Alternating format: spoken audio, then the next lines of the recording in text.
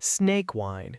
A few years ago in China, a man from Heilongjiang province decided to make an unusual type of wine. He bought 3 venomous snakes, placed them in jars filled with alcohol, and left them to infuse for 5 months. When the time came, he opened one of the jars and tried to take the snake out with his hand, but suddenly it came back to life and bit him. A few days later, the man died.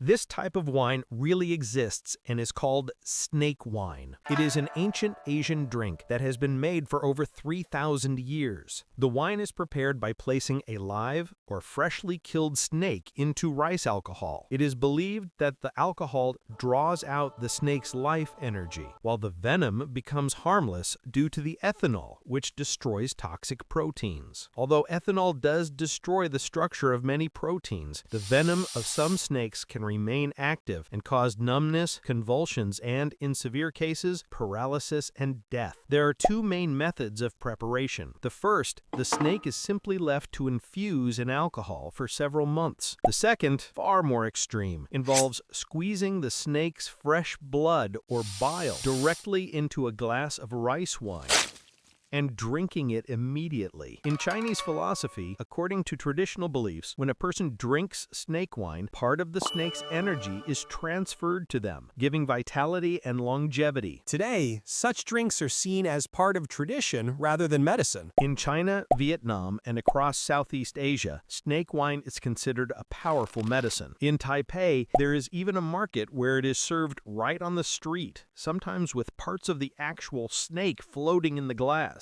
However, in many countries, this drink is banned, since endangered species, including cobras, are often used in its production. Kopalhen? In the 1970s, a helicopter with pilots, topographer, and a guide named Savelli crashed in Taimyr. Everyone ended up in the tundra without communication or food. After several days of hunger, Savelli suggested getting food straight from the swamp. Taking a shovel, he pulled out the carcass of a rotted deer. Out of desperation, everyone ate the meat and went to sleep. In the morning, all team members began to vomit, lose consciousness, and feel pain in the liver. 5 hours later, 3 were dead. Only Savelli survived, as he had eaten it since childhood. Kopalhen is a traditional dish of the northern peoples. From an early age, they develop resistance to cadaveric poison. First, they take a healthy deer. They don't feed it for several days, then strangle it. After that, the carcass is submerged in a swamp, covered with peat, laid with branches and stones, and left for several months. The meat ferments and becomes nutritious, but at the same time, cadaveric poisons, putrescine and neurine, form in it. After the period ends, the carcass is taken out and eaten. For them, it's not an exotic dish, but a symbol of survival in conditions where there's no fresh food in winter. Escamoles. Imagine a plate of appetizing white grains that look just like rice with butter. Now imagine that it's not rice at all, but the eggs of giant ants. Before you is one of Mexico's most expensive delicacies, escamoles, lovingly called ant caviar by Mexicans. Deep underground, among the roots of the agave, the very plant used to make tequila, live ancient ants of the Liometopum genus. Inside their tunnels, the queens lay thousands of white larvae and pupae. These are what become the key ingredient of escamoles. When the season begins, special gatherers called escamoleros go on the hunt. Their work is dangerous. The ants fiercely protect their offspring and release a venom that can cause skin burns and allergic reactions. That's why the collectors wear gloves and carefully extract part of the nest. After being gathered, the larvae are cleaned, washed, and sold at markets or in restaurants. 1 kilogram of this Mexican gold can cost up to $1,000, since these ants are listed in the Red Data Book. Traditionally, escamoles are served with onion, garlic, and chili peppers, wrapped in tortillas, or added to Mexican salads like tacos. Just 100 grams of escamoles contain about 40 grams of protein, almost as much as a steak. However, there's also a danger. If the larvae are collected in unsanitary conditions or undercooked, they can cause food poisoning. Pangium.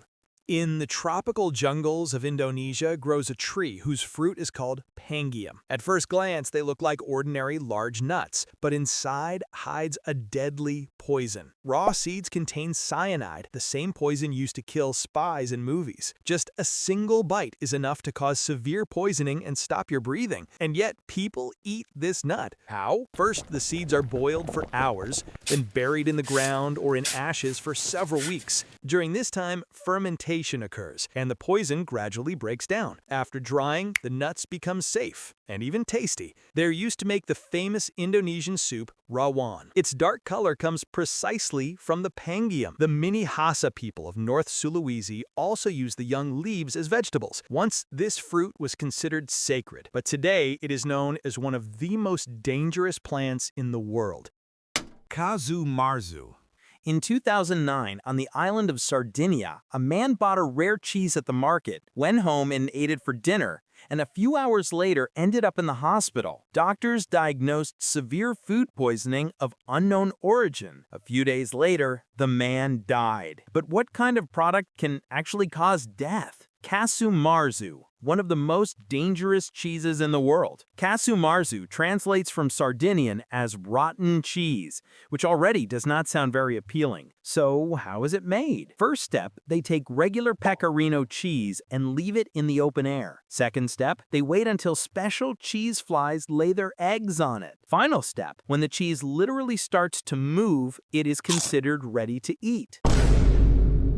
And that is where the danger lies. If you eat it with live larvae, they can survive in your stomach and reach the intestines, causing enteromyosis, a rare condition where the larvae damage internal organs. In 2010, the Guinness World Records recognized casu marzu as the most dangerous cheese in the world. Manioc.